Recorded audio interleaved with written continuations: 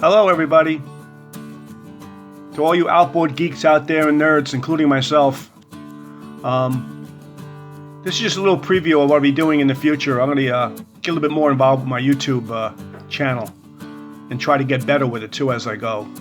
But anyway, this is a 1958 18-horse Evinrude I restored back in the late 90s.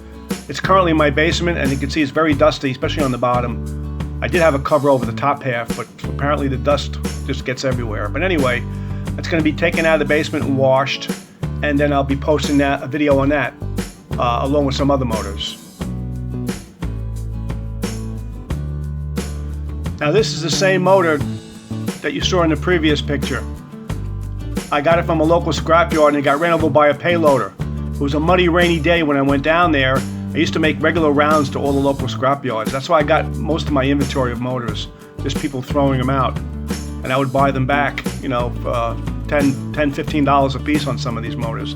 I think this one was like $12. But anyway, the payloader ran it over, and it was muddy, rainy day, like I said, and the mud was so thick that when the payloader ran over it, it just destroyed the cover. And the power head was still good. It was actually a running motor when the person, whoever scrapped it. So anyway, this is the motor that was in the previous picture. So it came a long way, you know. I was really determined to bring it back to life back then. Now this third motor, or second motor, is a 1954 Evinrude 15-horse Fastwin I rebuilt back around the same time. I just totally rebuilt it, put all the new parts in it that I could, and I left it in zinc primer, and I haven't touched it since.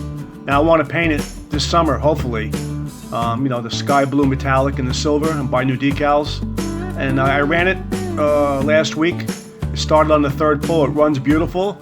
I still pull the flywheel and I clean the points because they were slightly oxidized from being in storage all those years. But that's motor number 2. When I do get it painted, I will post a video on that too. Here's another picture of the same motor. I just found it actually. But again, the power head's all in primer too. The new plug wires, all that stuff. New plugs. Okay, motor number 3 coming up. Now number 3 here is my 1958 Johnson 18.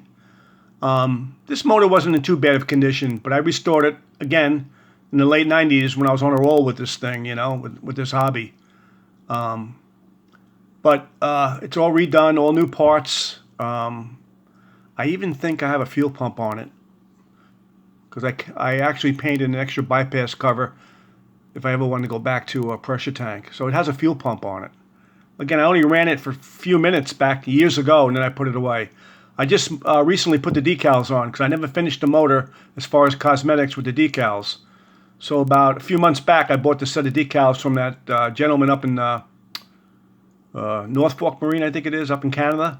And I put his decals on, you know, on the side and the front faceplate. That's pretty much, that's number 3.